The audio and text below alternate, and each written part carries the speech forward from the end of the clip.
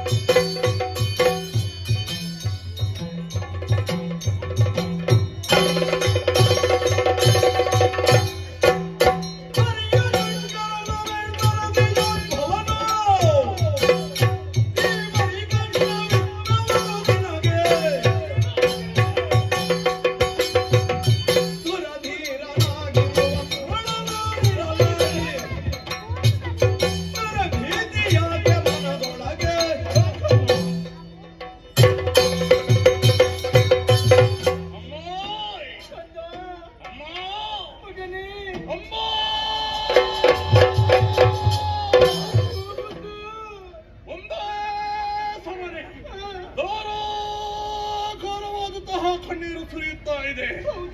ಈ ರೀತಿ ಕಣ್ಣೀರು ಸುರಿಸುವುದಕ್ಕೆ ನಮ್ಮವರಿಂದ ಏನಾದರೂ ನಿಮಗೆ ಕರ್ತವ್ಯದಾಗಿ ಬಂತೆ, ಅಥವಾ ಇಂದ್ರಾದಿ ಸುಮನಸರು ನಿಮಗೆ ಮೋಸವನ್ನು ಮಾಡಿದ್ರೆ, ಇಲ್ಲವೇ ಮೇಲಿನ ಲೋಕದವರಾದಂತಹ ಹರಣ ತ್ರಿಶೂಲವೇ, ಹರಿಯ ಚಕ್ರವೇ, ಸರಸಿದೋ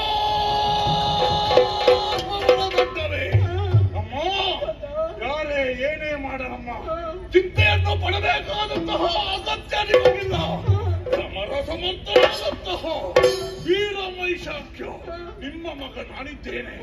ನಿಮ್ಮ ಮನಸ್ಸಿನಲ್ಲಿದ್ದಂತಹ ದುಗುಡವನ್ನು ನನ್ನಲ್ಲಿ ಹೇಳಿಕೊಂಡರೆ ನಿಮ್ಮ ಕರ್ತವ್ಯ ನಾನು